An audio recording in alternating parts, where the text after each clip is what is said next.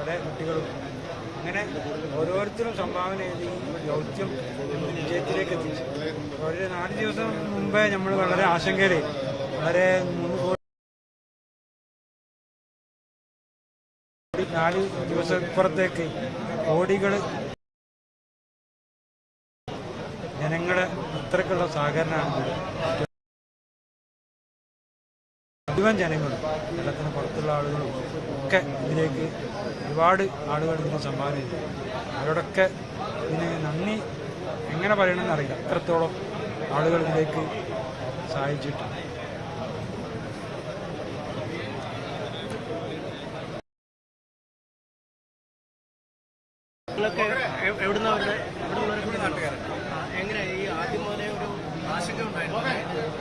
ആശങ്ക ഉണ്ടായിരുന്നു, അതൊക്കെ എത്രയും പെട്ടെന്ന് പരിഹരിച്ച് പറഞ്ഞ കാലം വരെ. ഇപ്പോൾ നമ്മുടെ ചെറിയ പെരുന്നാൾ കഴിഞ്ഞതിന് ശേഷം അസാമാന്യമായ ഒരു പുരോഗതിയാണ് ഈ വിഷയത്തിലുണ്ടായത്. പെട്ടെന്ന് അങ്ങോട്ട് മാറ്റം വന്നു. വിഷു ആവുന്നതിന് മുമ്പ് കൊടുക്കണം എന്നുള്ളതായിരുന്നു എല്ലാവരുടെയും അല്ലേ? അല്ല, അത് ഈ ടൈമിനുള്ളിൽ ഡേറ്റിനുള്ളിൽ കൊടുക്കാന്നുള്ള എല്ലാവരും ഒരു ആഗ്രഹമായിരുന്നു. 2 ദിവസം മുമ്പെങ്കിൽ 2 ദിവസം മുമ്പ് എത്രയും പെട്ടെന്നായാലും അത്രയും പെട്ടെന്ന് നമുക്ക് ഇതിൻ്റെ ഒരു ആശ്വാസം ഉണ്ടാവുമല്ലോ. വളരെ സന്തോഷം. ഉദ്ദേശിച്ചതിനേക്കാൾ കൂടുതൽ പെട്ടെന്ന് അഭിമാനമുണ്ട് നാട്ടുകാരെന്ന. തീർച്ചയായിട്ടും ജനങ്ങള് അഭിമാനം തന്നെ, കേരളക്കാർക്ക് മൊത്തം അഭിമാനം. എല്ലാവർക്കും അവിടെ ഏറ്റെടുത്തുവല്ലോ, ഓരോ മലയാളി ഏറ്റെടുത്തു. ഓരോ മലയാളിക്കും അഭിമാനിക്കാൻ പറ്റുന്ന ഒരു കൂട്ടായ്മയാണ്. ഇതാണ് Kerala story. Real Kerala story. എല്ലാവരും അതാണ് പറയുന്നത്.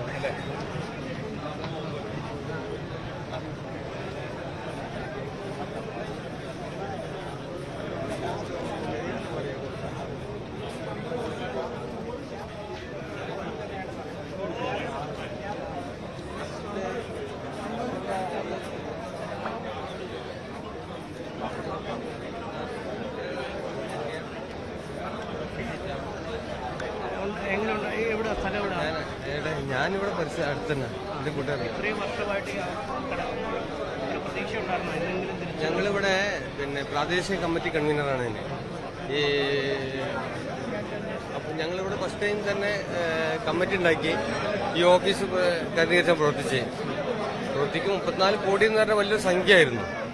പിന്നെ ആത്മധൈര്യം വെച്ചിട്ട് ഞങ്ങൾ രംഗത്തിറങ്ങി പ്രവർത്തിച്ച് അതിൻ്റെ എല്ലാ വിഭാഗത്തിൻ്റെയും നല്ല സപ്പോർട്ട് കിട്ടി. പിന്നെ ജനങ്ങളിലെത്തിക്കാൻ നിങ്ങൾ മീഡിയകൾ വളരെ വലുതായിട്ടുള്ള പങ്കുവഹിച്ചു. മൊത്തത്തിൽ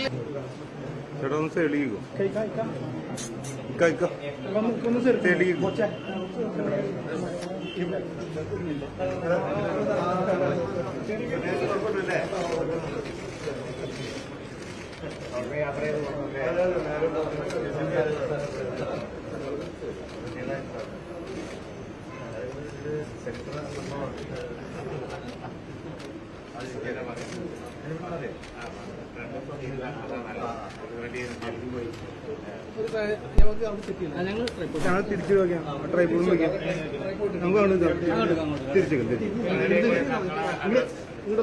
തിരിഞ്ഞു.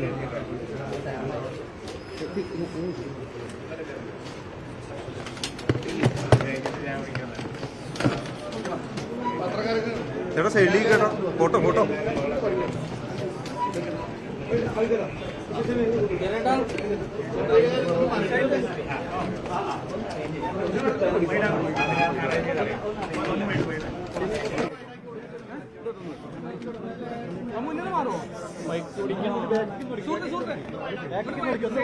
ഒന്ന് സൈഡ് തരണേ.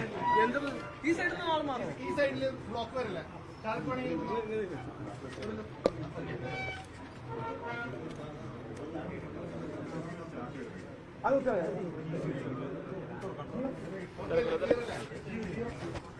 ഒരു മൈക്കിൻ്റെ കുത്തിയാൽ ഒരു മിനിറ്റ്. സാജിദ് മൈക്കൊന്നും പിടിക്കണം. സാജിദ് ഞാൻ വരാം.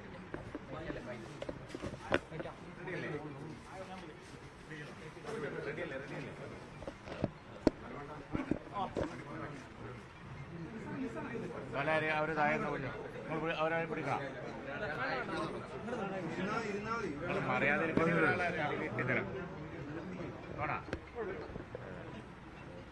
കുറച്ചറിയണം, പിന്നെ കുട്ടികളെ മാറിയില്ല.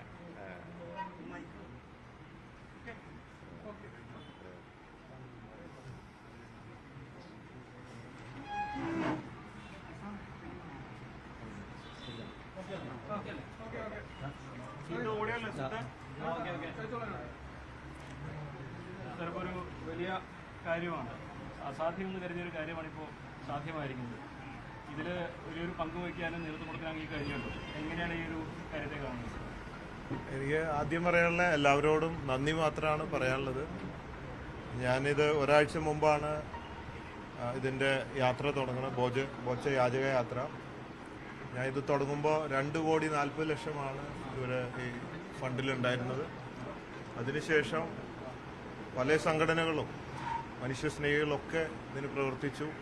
ബോച്ചെ ഫാൻസ് ചാരിറ്റബിൾ ട്രസ്റ്റ് എല്ലാ ജില്ലയിലും പ്രവർത്തിച്ചു. എല്ലാവരുടെയും ഫലമായിട്ട് പെട്ടെന്ന് ഈ 34 കോടി രൂപയിലേക്ക് എത്തിച്ചേരാൻ സാധിച്ചു. അത് ആദ്യത്തിൽ കുറച്ച് ടെൻഷനൊക്കെ ഉണ്ടായിരുന്നെങ്കിലും അത് മലയാളികൾ അത് ഏറ്റെടുക്കും, കട്ടയ്ക്ക് നിൽക്കും എന്നുള്ളൊരു വിശ്വാസം ഉണ്ടായിരുന്നു. അത് പ്രവർത്തിച്ചു കാണിച്ചു. തീർച്ചയായിട്ടും ഇനിയിപ്പോൾ ചെയ്യാനുള്ളത് അബ്ദുറഹീമിനെ ജീവനോടെ എത്തിച്ച് ആളുടെ ഉമ്മയെ കയ്യിൽ ഏൽപ്പിക്കുക എന്നുള്ള ദൗത്യമാണ്. എന്നിട്ട് ഉമ്മയുടെ അടുത്ത് പോകാമെന്ന് വിചാരിച്ചു. ഇപ്പോൾ ആദ്യം പലരും അവിടെ പോകണമെന്നൊക്കെ പറഞ്ഞെങ്കിലും ഞാൻ പോയി കണ്ണുനീര് കണ്ടിട്ട് കാര്യമില്ലല്ലോ. ചെല്ലുമ്പോൾ ഉമ്മയുടെ സന്തോഷം കാണണ്ടേ. ജീവനോടെ കൊണ്ട് ഏൽപ്പിച്ചാലേ കാര്യമുള്ളൂ. മാത്രമല്ല ഇപ്പോൾ ഞങ്ങൾ ബോച്ചെ ഫാൻസിൻ്റെ ഇതിലൊക്കെയുള്ള ഒരു തീരുമാനം വന്നത്, അദ്ദേഹത്തെ ഇവിടെ എത്തിച്ചു കഴിഞ്ഞാൽ ഇനി അദ്ദേഹത്തിന് ജീവിക്കണമല്ലോ. ഒരു ജീവിത മാർഗത്തെക്കുറിച്ചും കൂടെ ഒരു ചർച്ച വന്നപ്പോൾ ഇവിടെ അദ്ദേഹത്തിന് ഒരു Boche tea wholesale and retail tea പൗഡറിൻ്റെ ഒരു കടയിട്ട് കൊടുക്കാം എന്നുള്ളൊരു തീരുമാനത്തിലെത്തി. അതിന് ഫണ്ട് കണ്ടെത്താൻ already Boche tea lucky draw ticket challenge already declare ചെയ്ത് വെച്ചിരുന്നു 2 ദിവസം മുമ്പ്. അതിപ്പോൾ ഇനി മാറ്റണ്ടെന്ന് വിചാരിച്ചു. അതിൽ വരുന്ന ഫണ്ട് അബ്ദുറഹീമിന് ഷോർട്ട് വരികയാണ്. ഇപ്പോൾ 1 കോടി ഞാൻ കൊടുത്തതിന് പുറമെ അതിൻ്റെ ചെക്ക് കൊടുക്കുന്നുണ്ട്. അതിന് പുറമെ എന്തെങ്കിലും കുറവ് വന്നാൽ അതിൽ നിന്ന് എടുക്കാമെന്നുള്ള തീരുമാനമായിരുന്നു.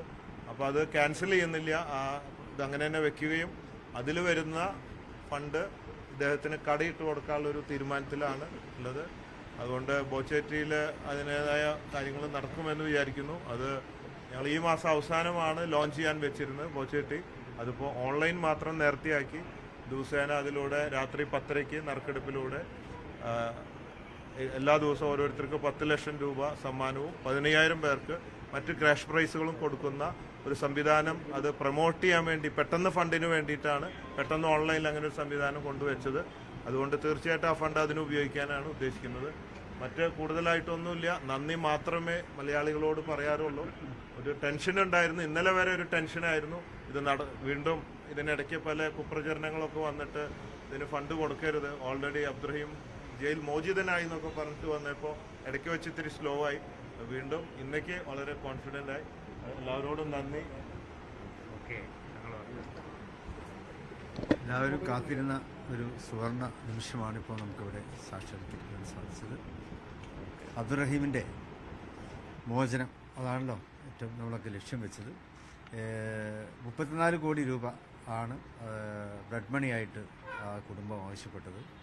അതൊരു ചാലഞ്ചായിട്ട് തന്നെ അത് ഏറ്റെടുക്കുവാൻ സൗദിയിലെ റിയാദിലെ അബ്ദുറഹീം ഇത്രയും കാലം ഉണ്ടായിരുന്ന റിയാദിലെ സന്നദ്ധ സംഘടനകളൊക്കെ തയ്യാറായി. അത് KMCCയുടെ നേതാവ് അഷ്റഫിൻ്റെ നേതൃത്വത്തിൽ എല്ലാ സംഘടനകളെയും അഷ്റഫ് വേങ്ങാട് എല്ലാ സംഘടനയും കൂടി യോജിപ്പിച്ചുകൊണ്ട് ഒരു മുന്നേറ്റമുണ്ടാക്കി അവർ ഒരു ക്രൗഡ് ഫണ്ടിങ്ങിന് വേണ്ടി ആഹ്വാനം ചെയ്യുകയും അത് എല്ലാ മലയാളികളും അത് ഏറ്റെടുക്കുകയും ചെയ്തു. ഇപ്പോൾ പറഞ്ഞതുപോലെ ജാതി മത കക്ഷി രാഷ്ട്രീയ ഭേദമന്യേ ഓരോരുത്തരും അത് ഏറ്റെടുത്തുകൊണ്ട് ഇത് കേരളത്തിൻ്റെ തന്നെ ഏറ്റവും വലിയ അനുകമ്പയുടെ ഒരു ഉദാഹരണമായി ഇത് മാറിക്കഴിഞ്ഞിരിക്കുകയാണ്.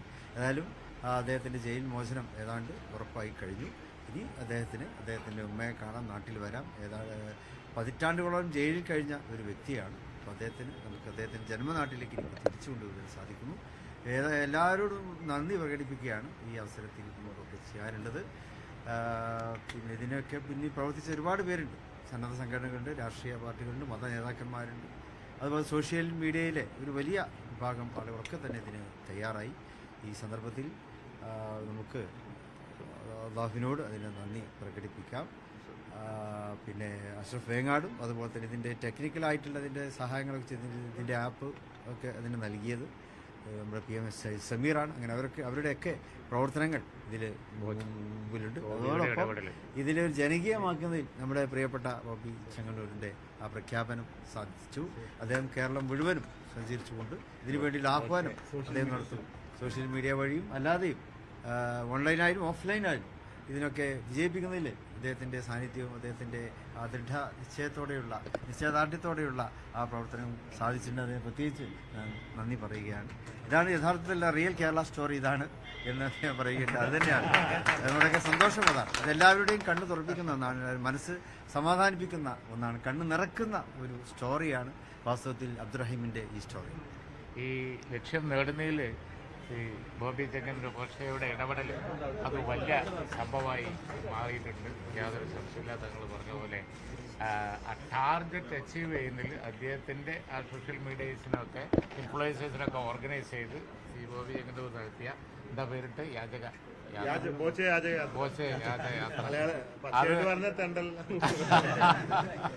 അത് വളരെയധികം അതിനെ ആ സംഖ്യ പേരെന്തായാലും അത് വിജയിച്ചു.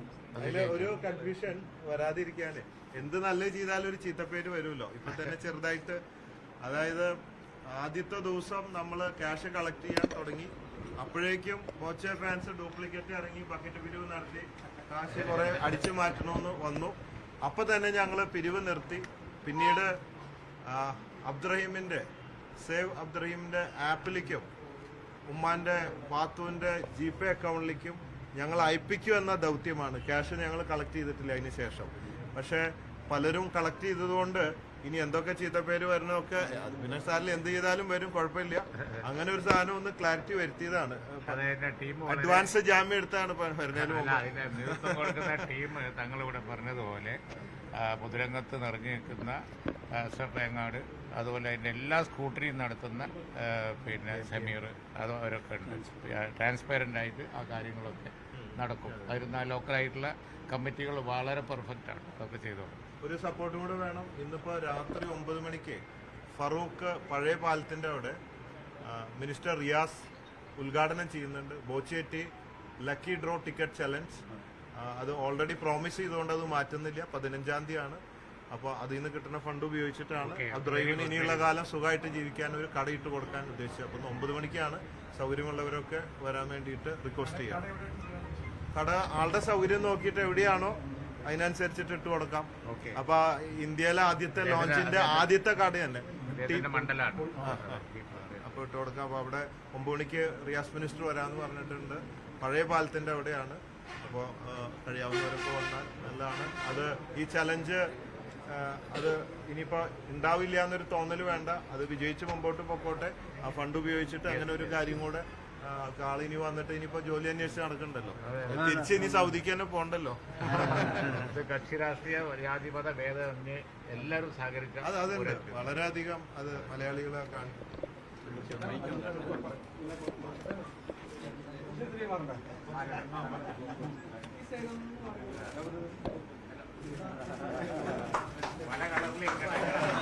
എല്ലാ കളറായിക്കോട്ടെ. പച്ച, ചുവപ്പ് എല്ലാം ഉണ്ട്. പച്ചയും ചുവപ്പല്ല.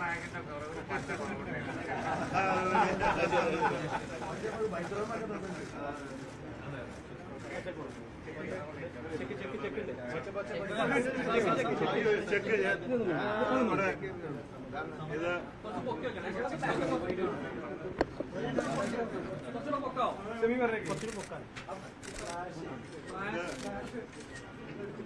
ഞാൻ കൊടുക്കാമെന്ന് പ്രോമിസ് ചെയ്ത 1 കോടി രൂപ ബോച്ചെ ഫാൻസ് ചാരിറ്റബിൾ ട്രസ്റ്റിലൂടെ നൽകുകയാണ്. ഇത് അന്ന് വന്ന് കൊടുക്കാൻ നേരം കിട്ടിയില്ല. തെണ്ടല് തുടങ്ങിയോണ്ട് തിരുവനന്തപുരത്ത് നിന്ന് അവസാന ദിവസം വന്നിട്ട് കൊടുക്കാമെന്ന് വിചാരിച്ചു. ഇത് ബന്ധപ്പെട്ട കമ്മിറ്റിയെ ഏൽപ്പിക്കുക.